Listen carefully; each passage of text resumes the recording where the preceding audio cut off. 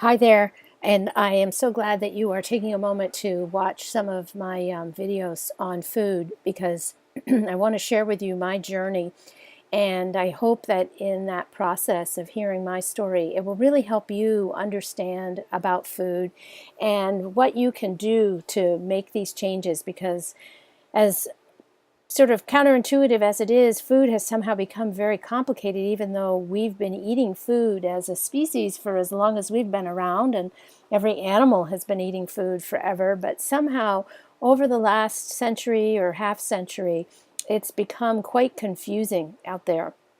And I know for me, I was very confused about it at a time when I was facing a health crisis, and that got my attention. And so I just want to share that journey with you over a series of short videos. And hopefully, this will be information that will help you with making some changes or potentially helping a family member or someone that you know and love make some changes as well.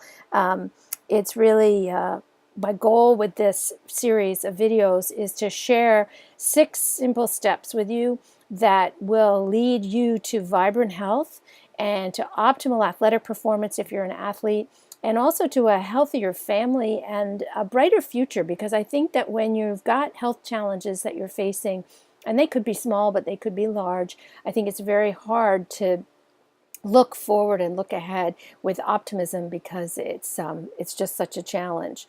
So one of the key concepts I want to share here with this first short video is that knowledge is only potential power.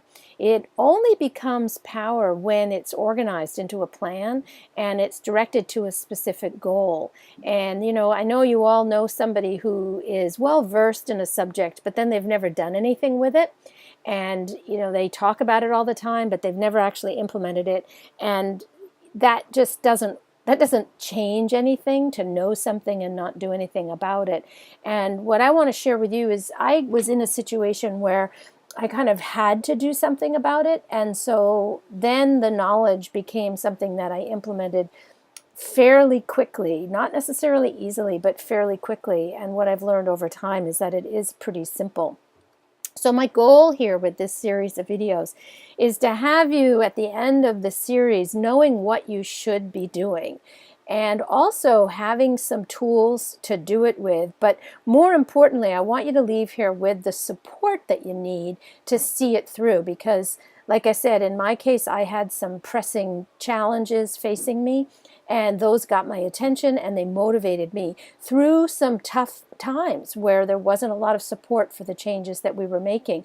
But I had learned enough at the time and I was very motivated to make the changes. So I didn't really need approval from the outside. But I know that oftentimes people do, and that's one of the things that I want to be able to provide you is some support. So I just want to end this first video with the 6 simple steps that we will be covering.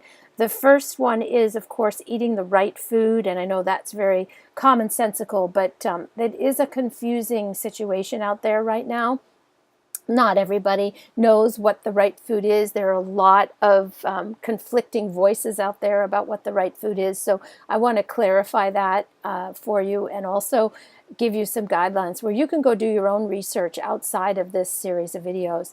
And then step 2 is stopping eating the wrong foods, because of course you're only going to take in so many calories every day, and you want to make sure that those calories come primarily from the right foods and not the wrong foods. And every time you eat a wrong food, you're actually pushing out the possibility or eliminating the possibility of eating the right food. It's called displacement.